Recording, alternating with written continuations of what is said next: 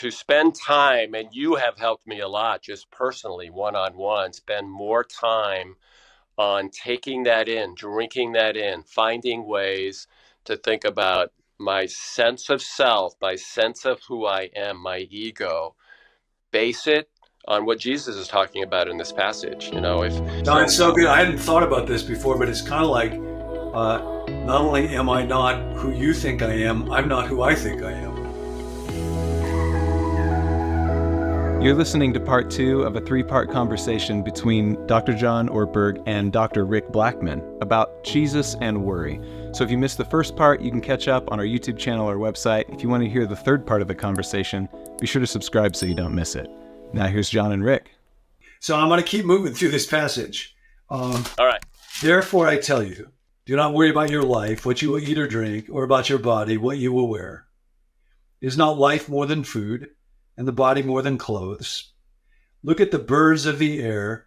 They do not sow or reap or store away in barns, and yet your heavenly Father feeds them. And then a question. So he gives that first command, don't worry. And then he asks a lot of questions. The next one is, are you not much more valuable than they? So I want to pause there for a second, because part of what he's saying there is, it seems like one of the antidotes or alternative to worry is to recognize how valuable you are. And that there's birds of the air, they have a certain value to God, but you are at least more valuable than the birds are. And it makes me think about, so I want to ask you, how do you see people as they struggle with self-esteem? What's my worth? Where do I find it? What's my value? How does that connect with worry?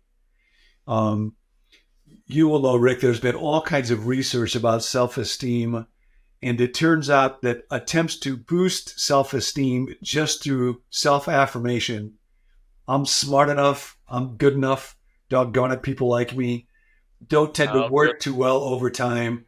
Roy Baumeister, in his book Willpower, talks about reviewing hundreds of studies, and often with students, for example, when they're given that method, their self-esteem goes up, but their grades go down, so they're feeling better about doing worse.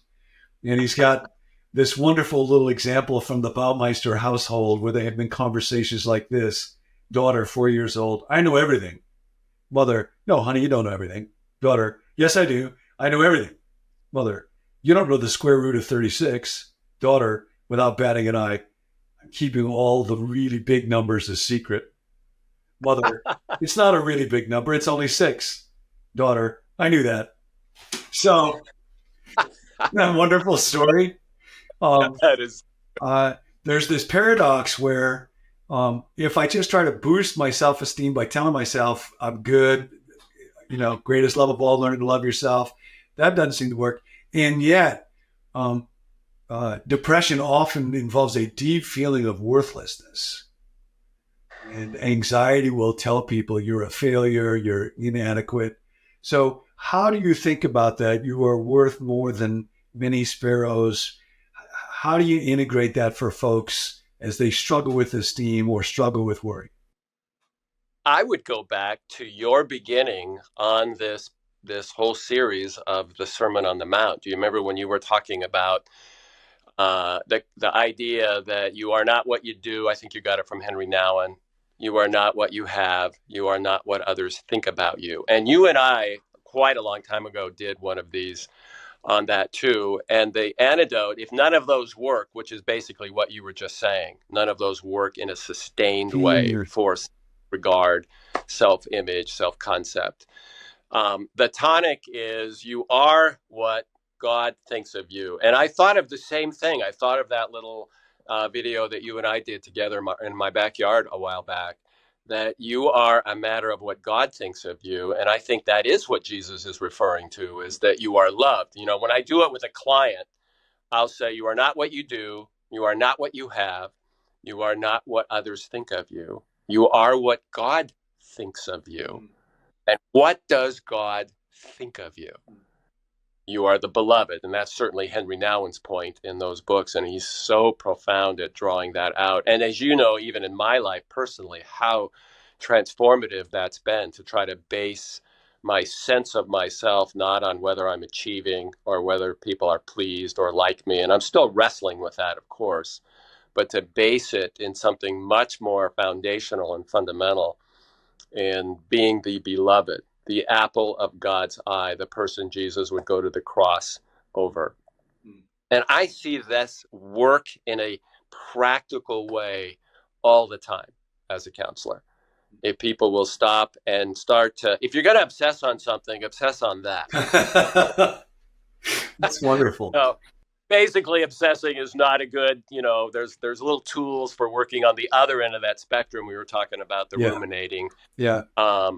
But to spend time, and you have helped me a lot just personally, one-on-one, spend more time on taking that in, drinking that in, finding ways to think about my sense of self, my sense of who I am, my ego, base it on what Jesus is talking about in this passage. If he clothes the fields and handles the birds and does all of those things, how much more? Yeah.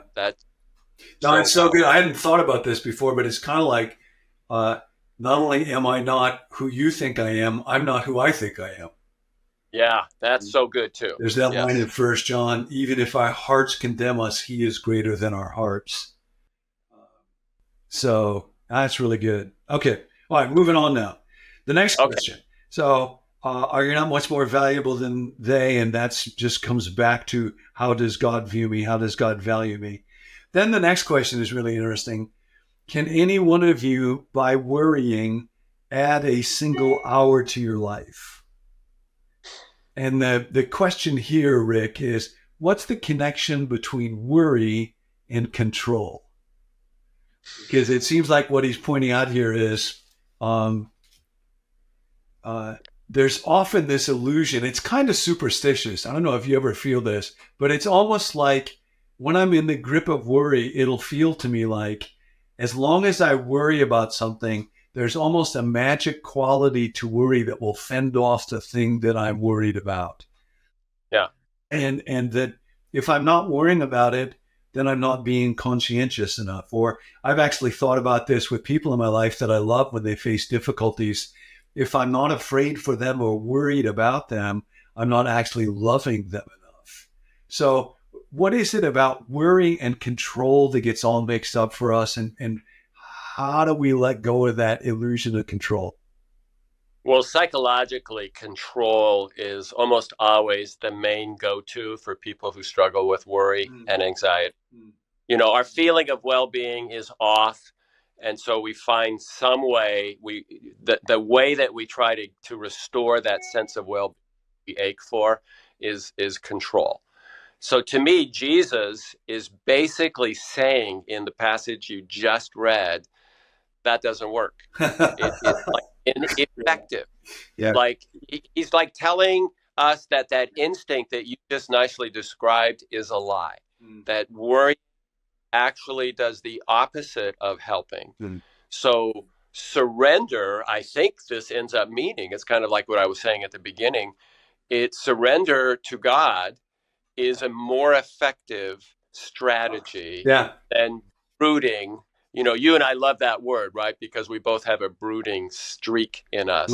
If we're brooding, similar to obsessing or worrying, and that idea that somehow makes it better or gives us more control, I think the greatest teacher that ever lived, this is what you keep saying, John, he is telling us, nah, that's not the case. Yeah. I just want you to know, guys, gals, it's not the case. It doesn't work. It's actually just the opposite. It's a rabbit hole. I mean, to me, worry, I use that word in my office a lot.